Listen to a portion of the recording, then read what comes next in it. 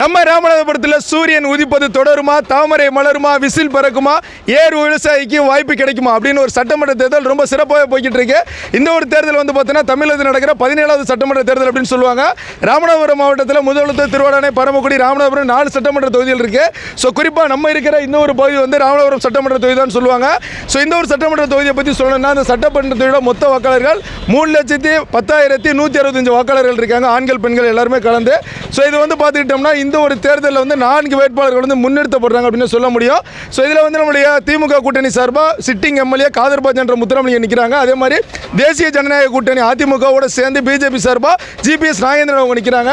தமிழக வெற்றி கழகம் விஜய் கட்சி சார்பாக நம்ம டாக்டர் சாவல் மீது நிற்கிறாங்க. அதுக்கப்புறம் நாம் தமிழர் கட்சியிலிருந்து ஒரு பொறியாளர் நிற்கிறாரு. ஸோ 4 பேருக்கு தான் ஒரு போட்டி போயிட்டு இருக்கு அப்படின்னு சொல்றாங்க. இதில் ராமநாதபுரத்தில் எந்த கட்சி வந்து ஆட்சியை வெற்றி பெறாங்களோ அந்த கட்சியோட தான் மேலே வந்து ஆட்சி வைப்பாங்கிறது வந்து எழுதப்படாத விதியாகவே இருக்குது. அது இப்பவுமே நடந்துட்டு இருக்குன்னு சொல்ல முடியும்.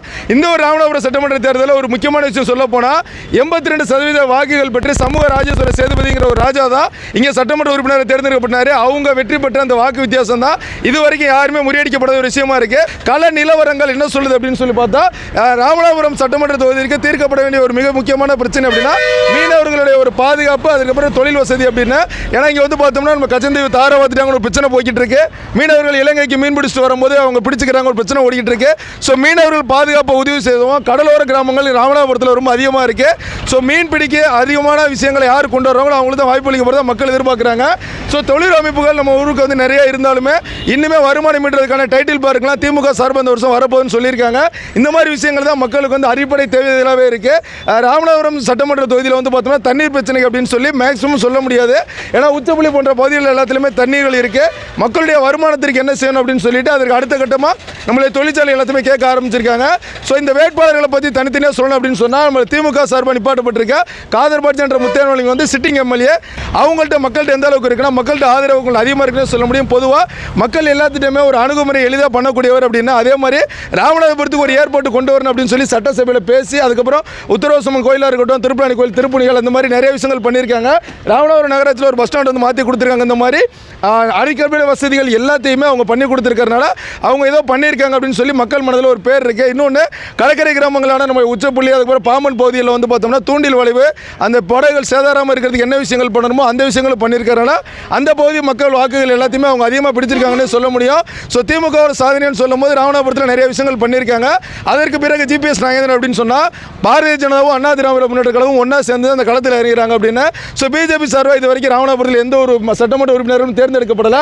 ஆனால் அவங்களோட கைகோர்த்து இருக்கிற அதிமுக முன்னாள் அமைச்சர் சொல்ற மணிகண்டன் அவங்க வந்து ராம்நாடுக்கு நிறைய விஷயங்கள் கொண்டு வந்திருந்தாங்க. குறிப்பாக மருத்துவக் கல்லூரி மருத்துவமனை அவங்க தான் கொண்டு வந்திருந்தாங்க. கீழக்கரை டு ராம்நாடு போகிற அந்த ரயிலடி பாலம் அவங்க தான் கொண்டு வந்திருந்தாங்க. அதுக்கப்புறம் வந்து பார்த்தோம்னா ராமேஸ்வரத்தில் வந்து ஒரு ஆர்ட்ஸ் அண்ட் சயின்ஸ் காலேஜ், அதுக்கப்புறம் கோதக்கோட்டையில் ஒரு லா காலேஜ், இது எல்லாமே அவங்க காலத்தில் கட்டப்பட்டதுனால மக்களுக்கு அண்ணா திராவிட முன்னேற்ற கழக ஆட்சி அடைஞ்சா ராமநாதபுரத்தில் நிறைய விஷயம் வரும்னு சொல்லுவாங்க. ஸோ அவங்களுடைய அந்த ஒரு பவர், அமைச்சர் மணிகண்டன் ஒரு பவரும், அதற்கு பிறகு வந்து நம்மளுடைய பிஜேபியோட ஒரு வாக்கு வங்கி போன தடவை குப்பரை அவங்க நிற்கும் போதும் கிட்டத்தட்ட அதிகமான வாக்குகள் வைத்திருந்தாங்க. ஒரு 60,000க்கு மேலே வாக்குகள் வாங்கியிருந்தாங்க. ஸோ இது ரெண்டு ஒன்றா சேர்ந்தா பாஜகவுக்குமே இந்த முறை சட்டமன்ற தேர்தலில் வெற்றி வாய்ப்பு இருக்குன்னு சொல்கிறாங்க. ஸோ அதற்கு பிறகு தமிழக வெற்றி கழகம் அப்படின்னு சொல்லும்போது டாக்டர் EM சாவல் மீது வந்து இறங்கியிருக்காங்க. ஸோ மக்கள் எல்லாத்தையுமே அனுசரித்து எல்லாத்தையும் உடனே பார்த்து பேசிட்டு இருக்கிறனால ஒரு பொதுமுக தேர்தலில் அவங்க இறங்குறதுனாலையும் மக்கள்கிட்ட அவங்கள்ட்டே ஒரு வரவேற்பு இருக்குன்னு சொல்கிறாங்க. கணிசமாக ஒரு 10% 20% வாக்குகளை வந்து நம்ம டாக்டர் சாவல் மீது வந்து கிடைக்கும் அப்படின்னு. ஸோ அதற்கு பிறகு நாம் தமிழர் கட்சி வேட்பாளர் வந்து ஒரு பொறியாளர் தான் நிற்கிறாரு. ஸோ அவங்கள்ட்டையுமே மக்கள் மனதில் ஒரு பெரிய வரவேற்பு இருக்குது. அவங்களுக்கு ஒரு குறிப்பிட்ட கணிசமான வாக்குகள் வாங்குவாங்கன்னு. ஸோ இந்த ஒரு தருணத்தில் நம்மளுடைய திமுக சேர்ந்த சிட்டிங் எம்எல்ஏ நம்மளுடைய காதர்பாட்சி முத்துராமலிங்கம் அவங்க வெற்றி பெறுவாங்களா, இல்லை ஜிபிஎஸ் நாகேந்திரன் வெற்றி பெறுவாங்களா இருந்தால் கள நிலவரத்தில் ஒரு மிகப்பெருமான போட்டியை போய்கிட்டு இருக்கு. அதிகப்படியான வாய்ப்புகள் திமுக இருக்குது. அதற்கு இணையாக வந்து பாஜகவுக்கு இருக்குன்னு சொல்கிறாங்க. ஸோ ஏப்ரல் 23 இந்த தேர்தல் தொடங்கி மே 4 இந்த ரிசல்ட் தெரிஞ்சிடும்.